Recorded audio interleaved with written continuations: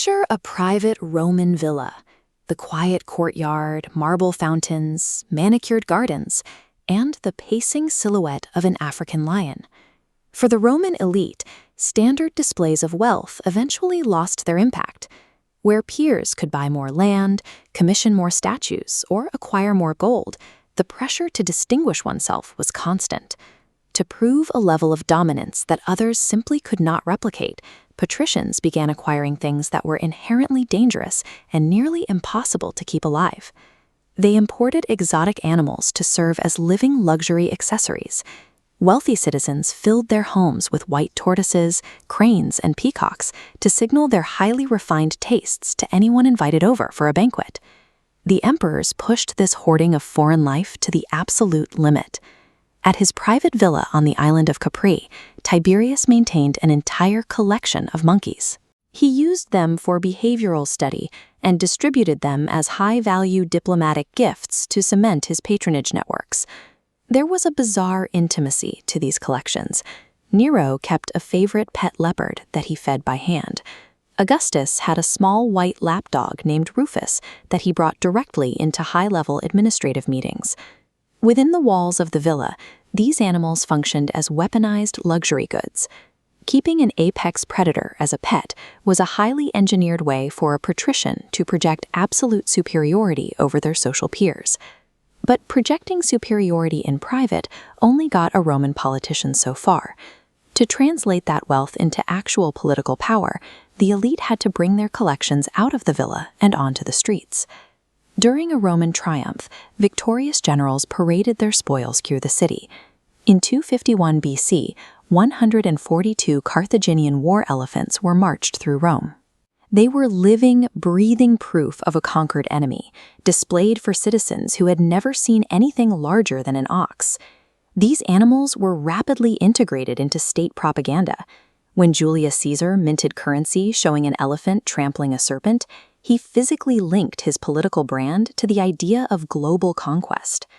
Wildlife was already woven tightly into Roman identity and religion. The goddess Diana was consistently depicted with her hunting dogs, while Mars was associated with wolves. Bringing foreign wildlife to the capital tapped directly into that cultural reverence. On the streets of Rome, a captured tiger or rhinoceros functioned as a living billboard, proving the military's vast reach to the common citizen. A pivotal tool for any aspiring politician was the venatio, or beast hunt. These shows became an expected component of public office, with magistrates spending massive fortunes to secure novel species for public slaughter, knowing a memorable spectacle could translate directly into votes. This bar chart compares the maximum price of a prime African lion to the wages of an agricultural laborer. Securing just one lion cost the equivalent of 16 years of wages, creating staggering inflationary economics for the games. Eventually, the Roman emperor monopolized these spectacles by presenting animals on a scale no private citizen could match. Using massive structures like the Colosseum, the sovereign demonstrated absolute command over imperial resources.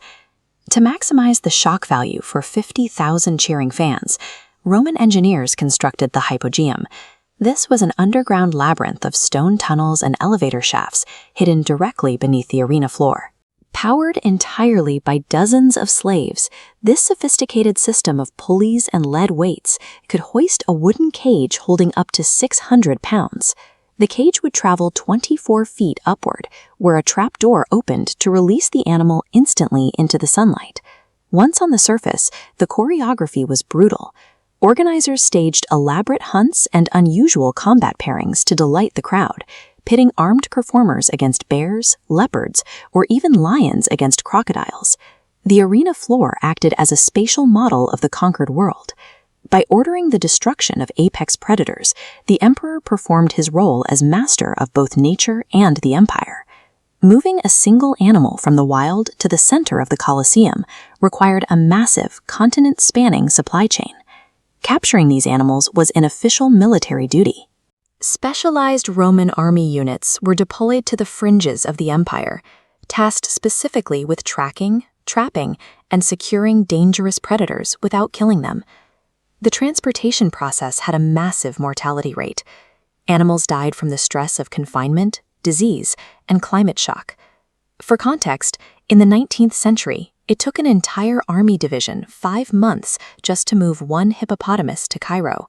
The Romans were moving thousands of animals across the Mediterranean. The physical danger to the handlers was immense. They had to load frightened, aggressive herbivores and carnivores onto wooden ships by hand, wrestling ostriches up gangplanks, and regulating the body temperatures of cold-blooded crocodiles for weeks at sea.